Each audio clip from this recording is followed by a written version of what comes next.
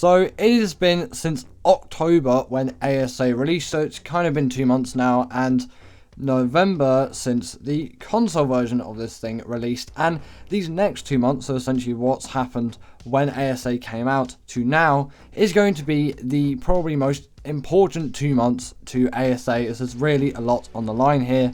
But also personally, I think the damage has sort of already been done in a way, as it is very obvious that Snail Games just put that date on wildcards to get that game out as a cash grab, even though they were not ready to release it in that state. And ASA is such an intensive game full of so many bugs, and although loads of the big YouTubers are only talking about the bugs, I also do want to talk about the performance as well, because really that is a game changer. Yes, bugs do hurt a player's experience, but just not being able to run the game, or being able to run the game just blurrily and with terrible frame rates, is going to cause you a much bigger effect to your gaming experience than just bugs. Because ASA is a very beautiful looking game, it's just a shame that the optimization is terrible, but it kind of is a little bit into UE5 and what the UE5 engine is. But there is also a lot of just unoptimization because Snail Games rushed this game out, so wildcard just had to put it out in October, although it probably shouldn't have even been released even today, and it could have released in maybe summer of this year, and it would have been in a much better state, and I'm sure we would have all been happy with that release. Yes, maybe it's kind of sad that it didn't release maybe when we wanted it to, but we do, after all, do want a fully finished, fledged product. And yeah, it doesn't have to have all the DLCs, but it still needs to actually run well and work, because we would kind of promised a better performing game, and obviously that's not happened. And because of that, ASA current players are just as low as they've ever been. They're dropping under 10k at times, and it's sad to see, but it also kind of shows Snail Games that they can't really do this, even though they are just going to continue doing this anyway. That is just their business practice. That's just what they're going to do as a company. It's kind of sad to see this all happening. But now, stop talking about the past. Now to talk about ASA's future.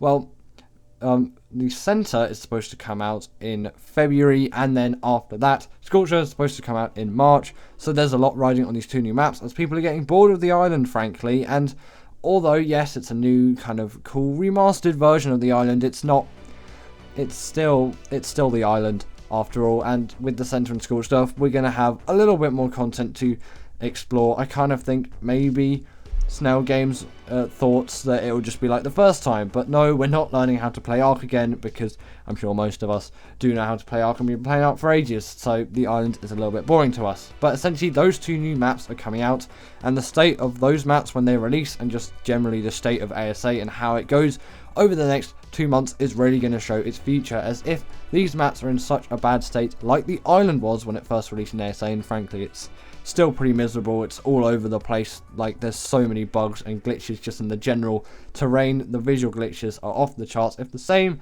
is on the Centre and Scorched Earth as well, it's not looking good for ASA's future. And I kind of don't want to say it, but ASA could in some ways be a failure if it keeps going this way, is when no one can run the game. Unless you're on consoles, then it actually runs alright, but people on older consoles have no access to this game. Does kind of make sense because it's a new UE5 experience, and also those consoles have been out for like 4 years now, but still people don't usually have the money to get those higher end consoles, so it kind of locks them a bit. And if they do have a PC, which they may want to play ASA on, that's not going to happen, because you know you need like a really high end PC. Even with my 3090 that I've got on my computer, I still really struggle to run this game.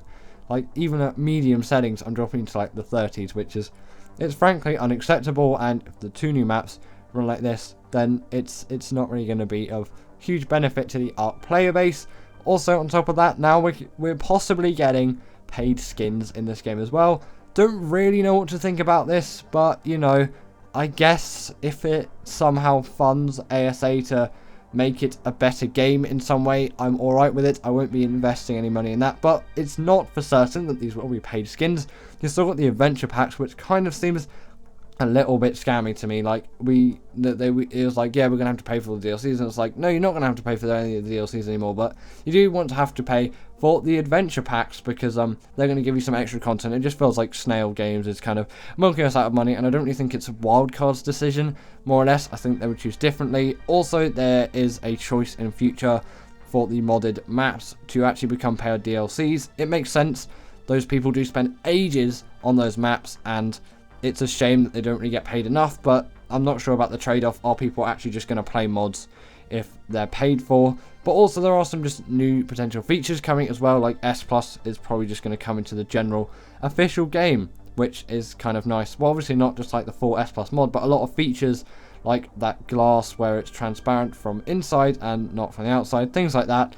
They are supposedly coming and being introduced into the game, and we do have a lot of uplift from the modding community. It's seeming to get itself going, but also again with the performance of ASA when adding really big heavy mods onto the game, I think it is really going to struggle. And again, some optimization really does need to be done to ASA to make that game run significantly better, because it runs awfully. And maybe try and optimize DLSS a little bit more in that game, or in some way optimize it so DLSS works a lot more, include FSR and include the frame generation for FSR, so then everyone can use frame generation. That'd be a better way of getting bigger frames, and you wouldn't really have to do any optimization whatsoever. You just have to add that feature into the game, and you could get so much more FPS, and you wouldn't need a 40 series GPU to get frame generation. Still actually quite angry at that, because I've pretty much got the best 30 series card. I know the 3090 Ti exists, but you know, still, like, and I really struggle to run this game. If I had frame generation though, I could do it, and I would be getting well over 60 FPS, and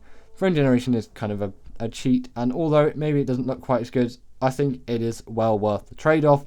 So that's kind of the state of ASA at the moment. It's going through a lot of changes in the next 2 months, and that will dictate for me whether this is actually a game to stick with and be really proud of and have a bright future for, or just we're just going to go back to normal Ark, and this is just going to wilt into nothingness, and then maybe Ark 2 will come out sometime. I'm not really sure. That probably won't happen, because Snail Games will just either just milk it until no one plays it anymore, or just maybe it will actually really shine. And I want it to. I really want this game to be successful, and also I want to know your thoughts as well on this game, because like, I really like Ark and I want this game to succeed, and it really doesn't seem like ASA is succeeding at the moment, and normal Ark has never had a player count that low, so it's really sad to see the game in this state. It makes sense why. The reasons are very obvious. The practices that have been used throughout the release have just really given Ark players a really bad perception of this game, just first off and first hand. So, you know, it's not been the strongest start whatsoever. Neither was the start of Ark Survival Evolved. Not quite as bad as ASA actually, which kind of seems a little bit crazy to say, but that's just the way it is, and that's the way it's gone, that's the way it's going. But again, I've said it, in these next 2 months, we could really see a big change for Ark, and also if they add those features, which I talked about earlier, could really make the game run a lot better for a lot more people and become just generally a lot more accessible. So with that, what are your thoughts on the material? Do you think ASA is one to stay, or is just going to be a big failure? What do you think of the new possibly paid skins, if they are introduced as paid skins or just normal skins for customization? What do you kind of think of the adventure pack things, which you have to pay for to get exclusive creatures, and I think some other skins and items on maps as well? Do you agree with those? Personally, I'm not really for it, because I've already spent loads on ASA, and it seems a bit like a technique to just milk my money out of the Ark players. But if it does improve the game enough, then I'm here for it. With that, I'll see you all later.